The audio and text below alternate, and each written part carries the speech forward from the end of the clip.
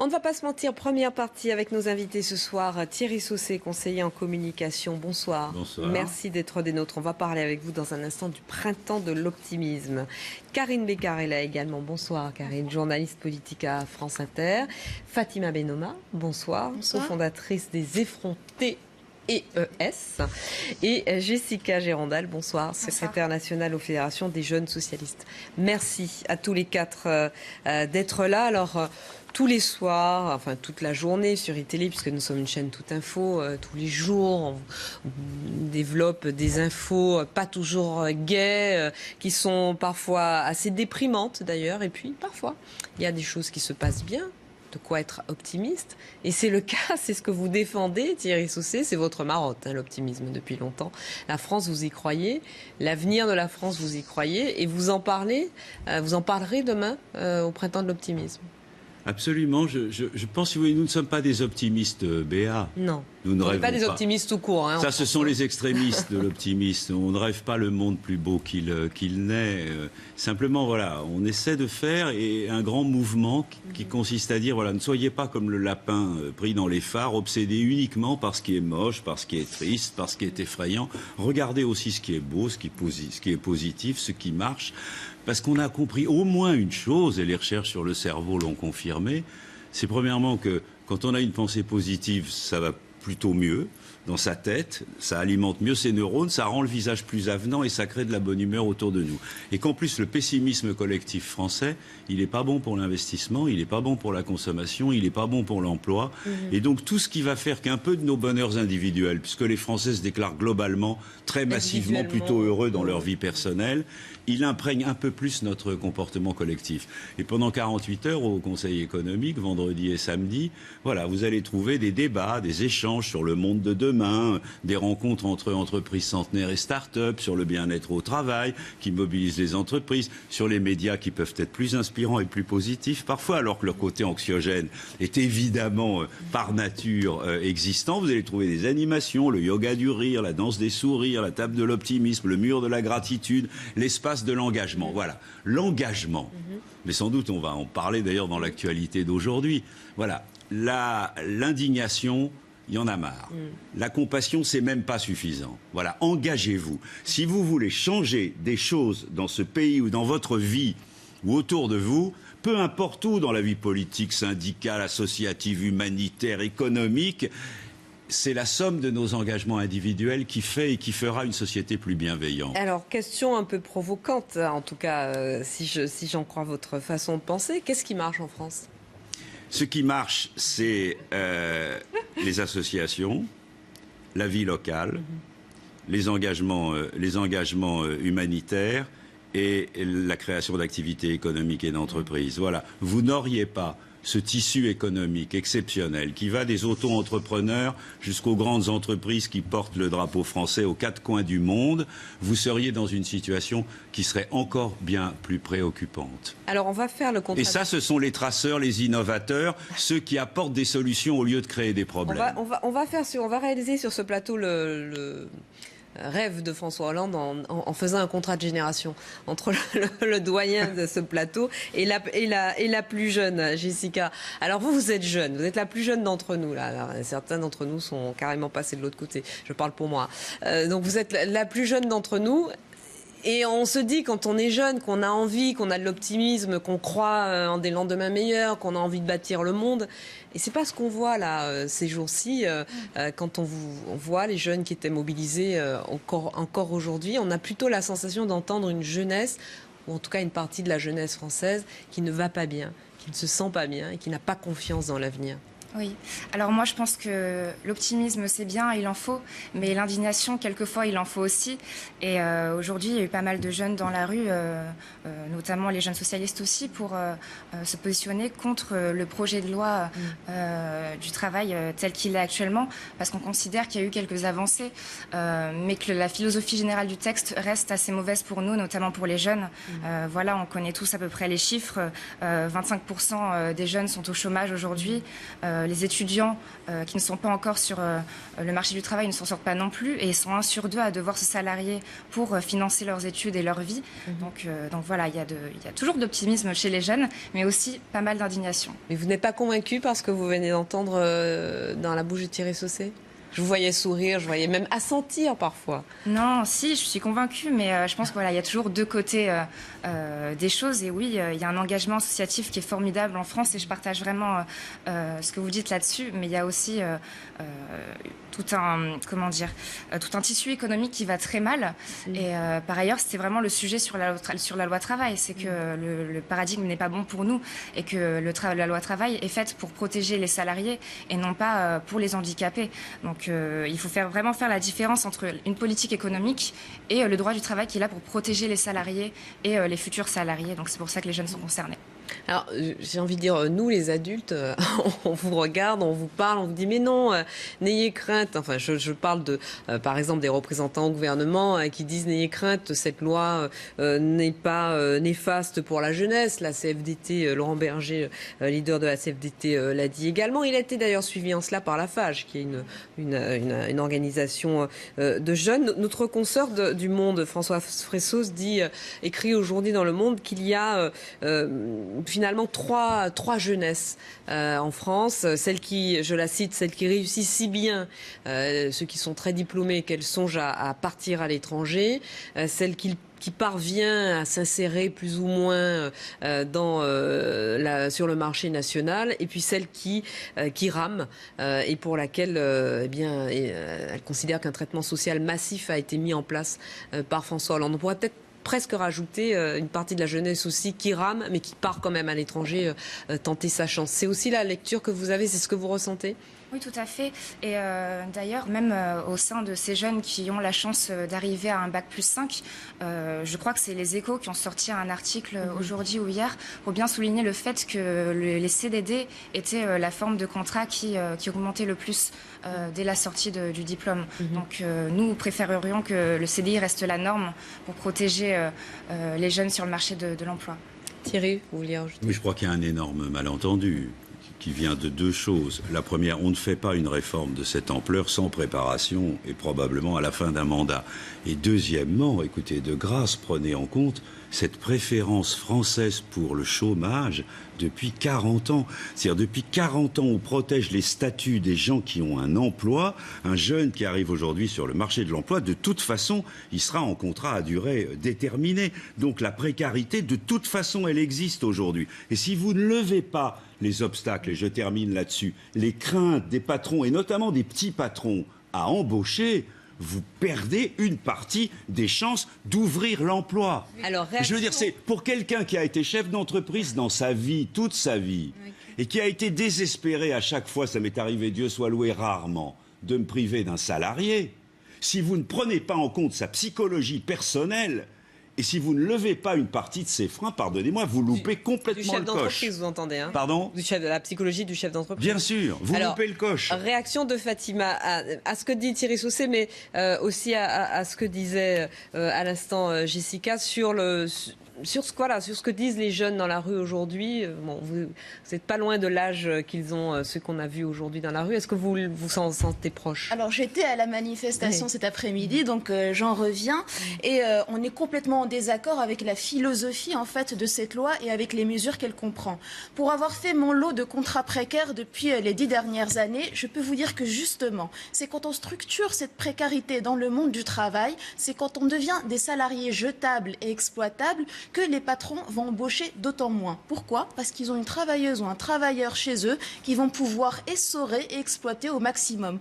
Pourquoi embaucher une personne supérieure quand la personne qu'on a déjà, on peut la faire travailler plus longtemps pour autant de salaire, voire moins. Et donc, c'est bien ça ce qu'on dénonce. Moi, je suis auto-entrepreneuse, je le suis à contre-cœur. Je déteste ce statut. J'ai l'impression de cotiser à 25% sur mon travail, 24. Qui n'est même pas un salaire différé. 24. Maintenant, c'est 25. Ça a augmenté depuis l'année dernière et je pense que ça va augmenter. Et c'est même pas des droits à la retraite ou à une couverture sociale qui est vraiment sérieuse.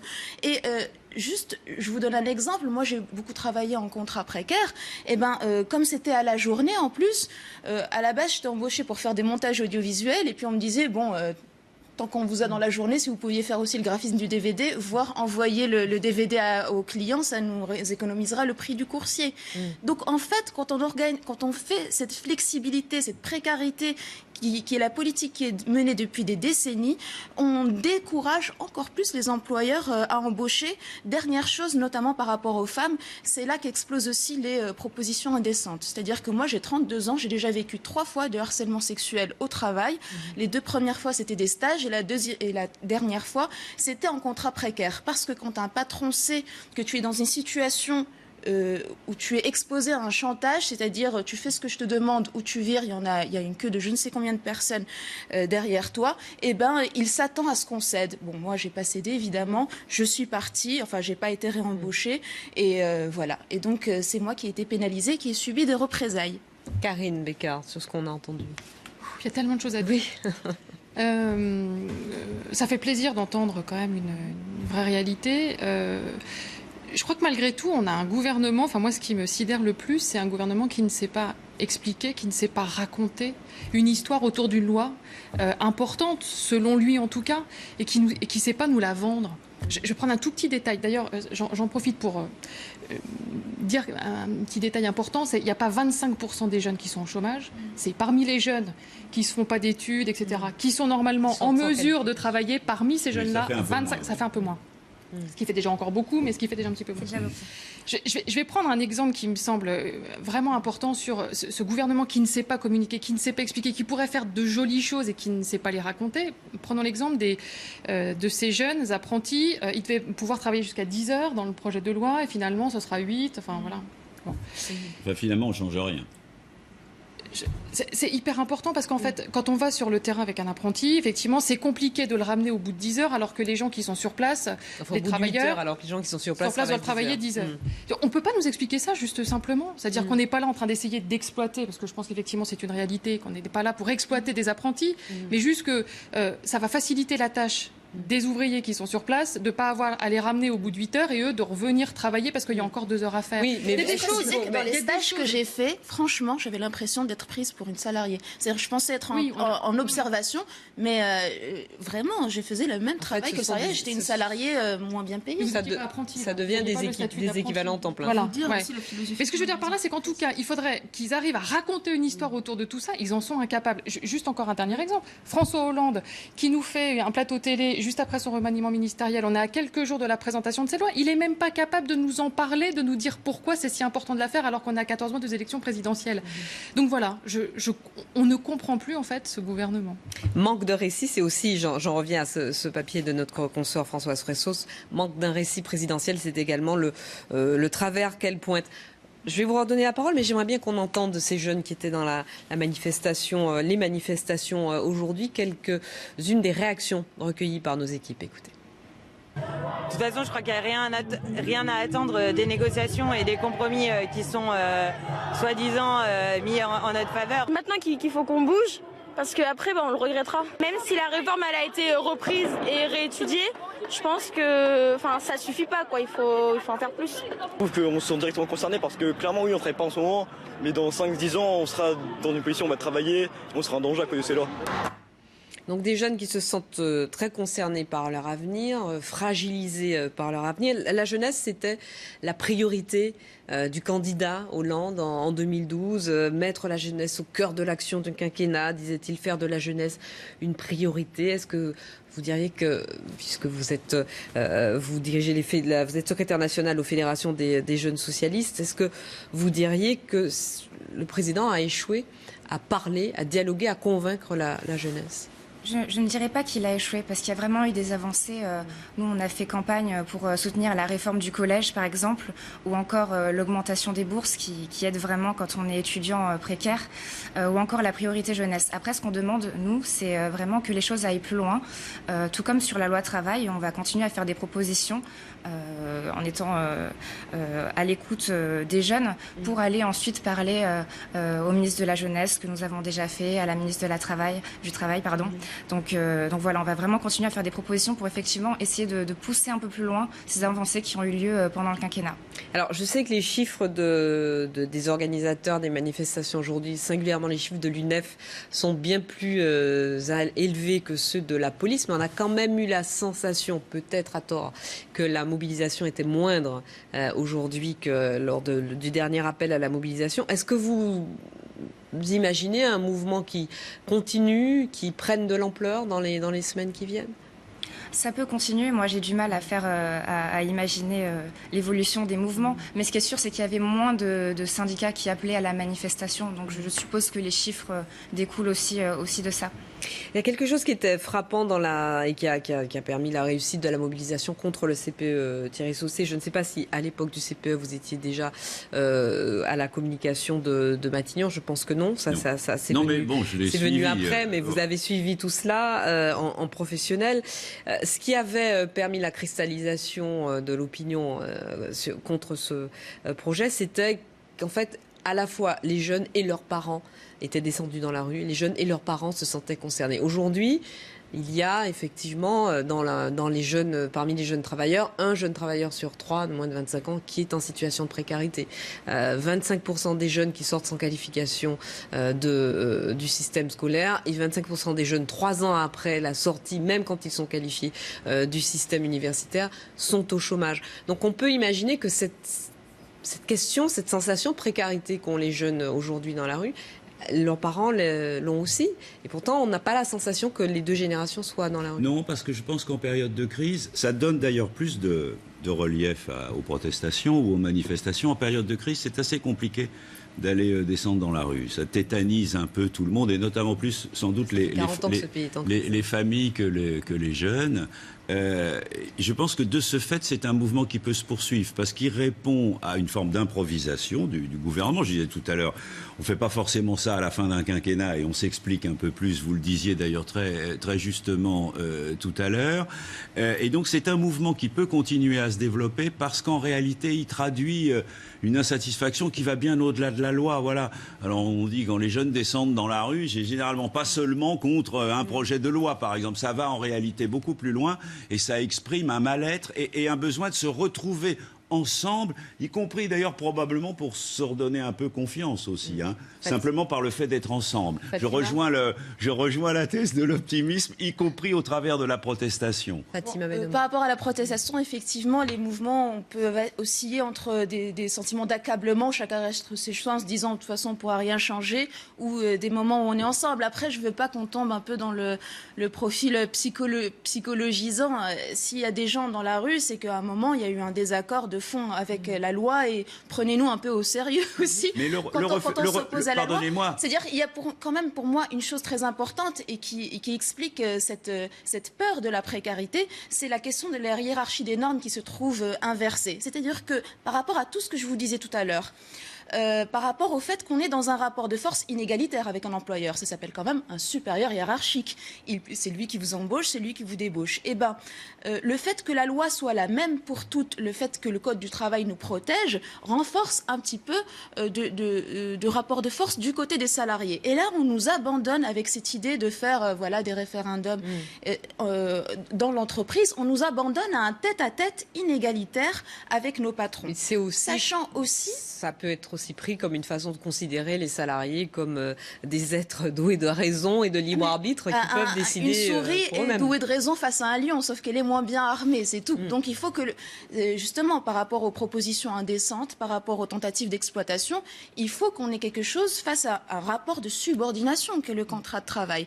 Et je voudrais juste aussi dire qu'aujourd'hui, un tas de secteurs, notamment la grande distribution et tout, embauchent systématiquement en CDD, en temps partiel, imposé. Et comment voulez-vous que ces travailleuses et travailleurs aient une visibilité à la fin du mois pour ne serait-ce que payer un loyer? Moi, vous le savez, j'ai vécu 2 ans et demi en squat. Je n'aurais jamais imaginé un jour vivre ça. J'avais en plus des salaires, mais ce n'était pas du tout une condition professionnelle qui allait convaincre un bailleur à me laisser un logement. Et je me suis retrouvée à la rue. On va poursuivre avec, y compris Karine Bécard, on va poursuivre juste après une courte pause de pub. On continue à parler de la mobilisation des jeunes.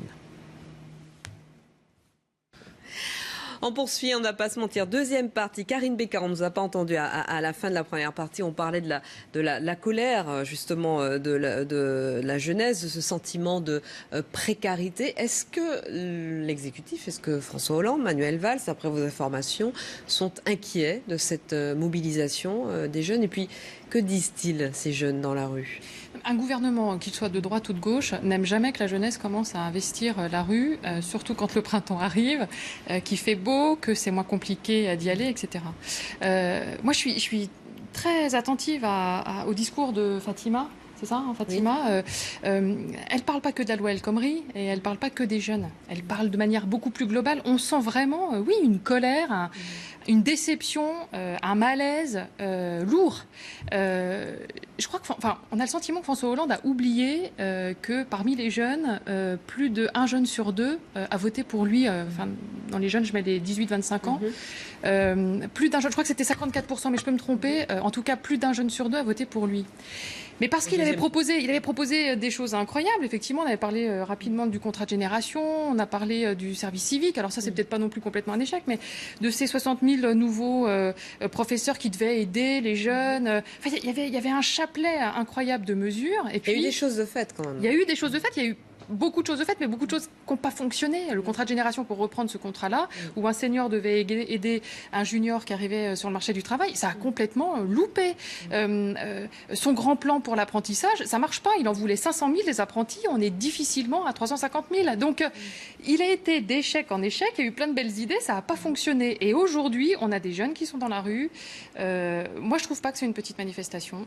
Alors, je ne suis pas une experte en manifestation, mais enfin, je trouve qu'ils ont quand même réussi à mobiliser. Je m'attendais à ce qu'il soit beaucoup moins, moi, aujourd'hui. Et je pense que le gouvernement saisit parfaitement le malaise qu'il y a et ne voit pas du tout comment y répondre. C'est tout le danger. Il y a des choses qui ont quand même marché. Je pense, vous parliez tout à l'heure des bourses pour les étudiants, de l'aide au logement, de l'accès aux soins. Enfin, il y a tout un ensemble de mesures qui ont été prises pour aider les jeunes les plus précaires. Sauf que, j'en reviens à ce que vous disiez tout à l'heure, tout cela, l'exécutif ne le dit pas, ne le raconte pas, ne parle pas de ses réalisations et du coup, on ne retient que ce qui ne fonctionne pas. Mais il y a aussi des choses qui ont été touchées, qui ont fait mal. Je pense que des classes bilingues, ça a fait mal qu'on y touche. La politique des allocations familiales a changé aussi. Là, c'est sans doute les parents, mais les enfants ont entendu un discours tenu par les parents sur ça. Donc je pense qu'il y a aussi vraiment des facteurs, des marqueurs de gauche qui ont été touchés et qui ont fait mal. Et je pense qu'aujourd'hui, cette jeunesse de gauche, quand même, globalement, en tout cas, je crois aujourd'hui, qui était dans la rue, elle a envie de lui dire, tout ce que tu fais en ce moment, François, on n'aime pas. Ta déchéance de nationalité, au secours. Ta loi El Khomri, on l'a parcouru, on en a sans doute lu la pire des versions, parce qu'il y a eu plein de versions de sortie, et on ne l'a pas aimé non plus. Et la réquisition des logements vides. La fin de ton quinquennat, ça ne fonctionne pas. Enfin, on n'a pas été forcément très convaincus par le début et là, c'est de pire en pire. Fatima Benoma, encore un mot. Oui, je voulais juste dire qu'aussi, d'un point de vue en tout cas économique, le gouvernement se leurre parce qu'il a l'impression en fait qu'en donnant juste des aides, des chèques en blanc aux entreprises, du coup, il y aura un système vertueux qui feront qu'ils vont embaucher. Je donne juste un exemple, c'est la lutte de Carrefour Market. Carrefour Market a fait tellement de bénéfices que le PDG s'est augmenté de 40%. À côté de cela, les caissières de Carrefour Market qui se sont mis en grève, elles ont 40 ans d'ancienneté pour certaines, elles sont toujours au SMIC, à temps partiel, et alors qu'elles travaillent à Carrefour, il y a eu des reportages qui ont été faits sur elles parce qu'elles dormaient dans leur voiture, elles n'avaient pas de logement. Donc ce n'est pas automatique parce qu'avec le CICE, tout ça, on donne des milliards à des entreprises, que ça ne va pas partir dans des dividendes et que ça va donner un système automatiquement vertueux d'embauche. Ce n'est pas vrai, c'est par la réglementation, il y a un minimum de mesures coercitives qu'on arrive à obtenir ces embauches. Les fameuses contreparties. Autre sujet de nos discussions ce soir. Là encore, il s'agit de déception pour une grande partie du peuple de gauche au Brésil et au-delà. Je pense à ce qu'on appelle la chute de la maison Brésil, la chute de la maison Lula, comme nous l'avons nommé. Au Brésil, quand un pauvre vole, il va en prison. Quand un riche vole, il devient ministre. Cruel rappel à Luiz Inácio Lula da Silva, Lula, l'ex-président brésilien, puisque c'est lui-même qui tenait ses propos pendant ces années de lutte dans l'opposition. Aujourd'hui, c'est lui qui est au centre de la tempête, soupçonné d'entrer au gouvernement, ou en tout cas de tenter d'entrer au gouvernement pour mieux se protéger de poursuites judiciaires et puis faire bouclier pour la présidente Dilma Rousseff qui est elle-même mise en cause. Les Brésiliens scandalisés réclamaient déjà par millions dans les rues ces derniers jours la démission de la présidente. Ils ont été estomaqués en prenant connaissance hier d'une conversation téléphonique entre Dilma Rousseff et Luiz Inácio Lula da Silva. Un extrait de cette conversation. Lula, deixa eu te falar uma coisa. Seguinte, eu tô mandando o Messias junto com o papel para a gente ter ele e só usa em caso de necessidade, que é o termo de posse. Tá? Ah, tá bom, tá bom. Só isso, você espera aí que ele tá indo aí. Tá bom, tô aqui, fica aguardando. Tá? Voilà, ce document à n'utiliser qu'en cas de nécessité, disent les opposants à Luiz Inácio Lula da Silva, nécessité de se protéger des poursuites. Alors il y a eu du nouveau depuis hier soir. Un juge a ordonné la suspension immédiate, alors qu'il venait d'être nommé, de Luiz Inácio Lula da Silva, donc qui est le ministre le plus court de l'histoire sans doute brésilienne, puisque immédiatement après cette décision du juge, eh bien les députés brésiliens ont commencé la procédure d'empêchement, de destitution de Dilma Rousseff. Karine, je vais commencer par vous. Votre sentiment par rapport à tout cela. Et puis bon, Luiz Inácio Lula da Silva, il était aimé par 80% des Brésiliens. 80% des Brésiliens ne sont pas tous de gauche. Il était aimé dans le monde aussi par beaucoup de gens qui ne sont pas forcément de gauche. Donc est-ce que c'est la chute d'une icône? Ça me donne vraiment le sentiment que les personnalités politiques aujourd'hui n'ont plus pied, ne saisissent plus ce qui est en train de se passer. Comment, un instant, il a pu imaginer qu'alors qu'il avait installé Dilma Rousseff, qui pourrait revenir. Enfin, voilà, on a une classe politique. On a presque l'impression internationale qui n'a plus le sens des réalités. Et sous prétexte que, alors qu'il a été un président adulé à son époque, il n'a pas compris que la société brésilienne avait changé. Voilà, il a eu ce sentiment que on continuerait juste. Il a correspondu à une époque. Voilà, c'est terminé. Donc il faut laisser la place et il faut que d'autres trouvent des solutions. Donc il est complètement décroché. Alors Thierry Soucet, le communicant en politique, il dit quoi quand il voit la gestion de ce scandale par les autorités brésiliennes? Écoutez, d'abord, c'est toujours assez pénible que des dirigeants, notamment qui ont eu une telle popularité, y compris, comme vous l'avez dit très bien, dans le monde, se comportent de cette manière-là. Mais déjà, avant même les affaires de corruption, ça commençait mal. C'est-à-dire l'idée, tiens, au fait, reviens à la maison et puis on va refaire quoi, Poutine, Medvedev, enfin quand c'est pas toi, c'est moi, et si je m'en vais, tu reviens. Déjà, alors, et si en plus, effectivement, il est prouvé qu'il y a des phénomènes de corruption, franchement, il faut mettre fin à tout ça. Jessica Gérondal. Oui, je pense que l'impunité face aux délits des hommes et femmes politiques est mal supportée, mais de plus en plus mal supportée en France et dans le monde, et que vraiment les représentants de l'État se doivent d'être irréprochables et d'être des exemples pour les citoyens. Et il n'y a plus aucun laissez-passer qui n'est accepté par aucun citoyen dans le monde. Donc au Brésil, mais aussi en France. Et c'est d'ailleurs pour ça qu'il y a une certaine défiance démocratique, je pense, et que notamment les jeunes vont de moins en moins voter, ou de plus en plus pour le FN. Les deux choses sont liées. Alors, on va écouter, je vais vous donner la parole, Fatima, mais je voudrais qu'on écoute Dilma Rousseff au moment où elle accueille cet après-midi Luiz Inácio Lula da Silva, au moment où il est nommé ministre. On est après le scandale de cette écoute que nous vous avons fait entendre à l'instant, et pourtant, eh bien, en tout cas, dans l'esprit de Dilma Rousseff, manifestement, tout va bien dans le meilleur des mondes. Écoutez. Bienvenue, cher compagnon Lula. Ministre Lula.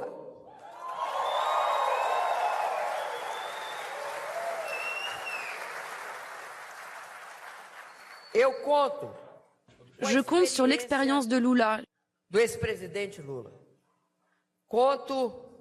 Je compte sur son identité, sur le lien qu'il a avec ce pays, mais aussi avec les gens de ce pays. Je compte vraiment là-dessus.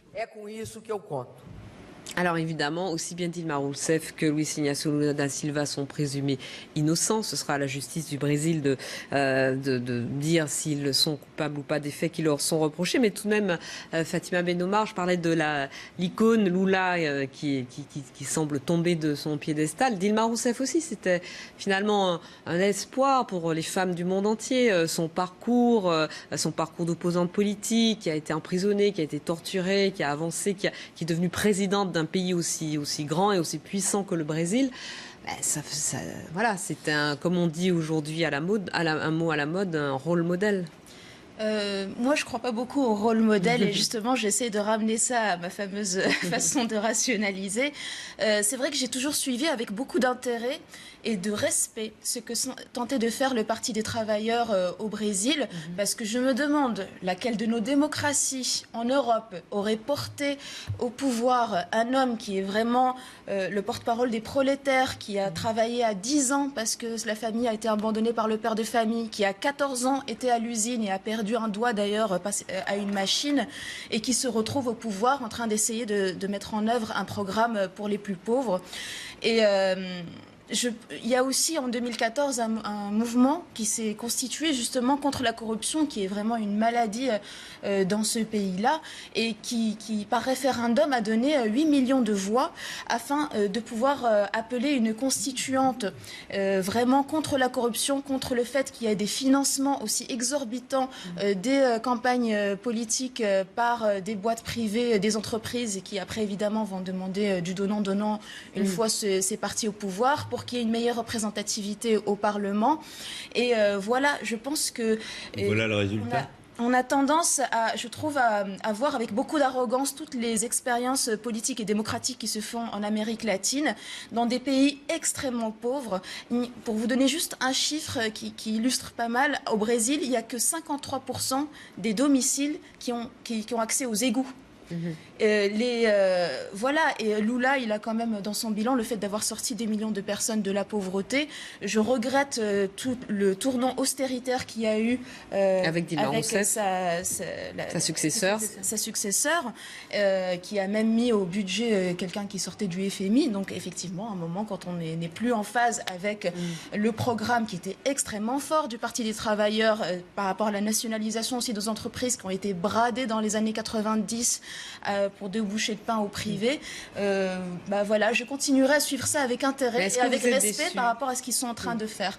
La déception n'est pas un positionnement politique, c'est un affect, on en fait ce qu'on peut, et l'histoire est faite d'échecs, mais elle est faite aussi d'expériences démocratiques importantes, et en Amérique latine, je pense qu'il faut observer ça pas comme des espèces de choses folkloriques, mais comme des peuples qui essayent de se tirer de situations pas faciles, d'embargo, de guerre, de dictature militaire, comme vous l'avez dit. Ce sont 2 personnages qui ont connu la prison, la torture pour Dilma Rousseff. Juste un détail quand même, en Europe, il y a des parcours un peu à la Lula. Hein. Je pense que Lech Walesa, par exemple, c'est quand même un parcours qui ressemble un peu.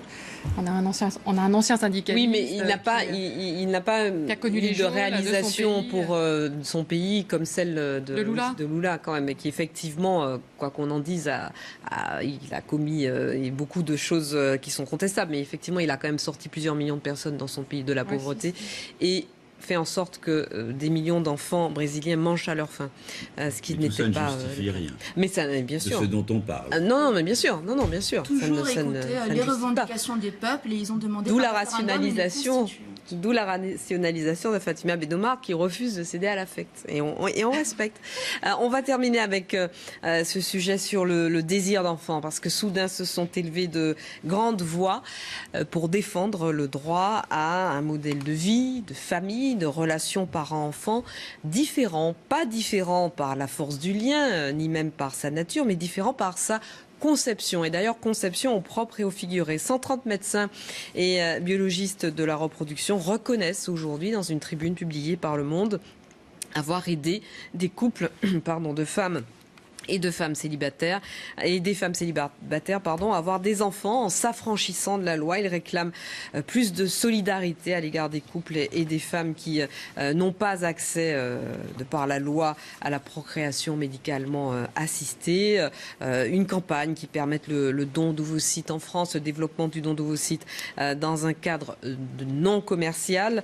Ils voudraient aussi promouvoir le fait de connaître le statut chromosomique de l'embryon par la technique du diagnostic pré-implantatoire. C'est un sujet extrêmement sensible puisqu'il s'agit de déterminer avant l'implantation de l'embryon si il est viable ou pas, s'il est atteint de maladies génétiques.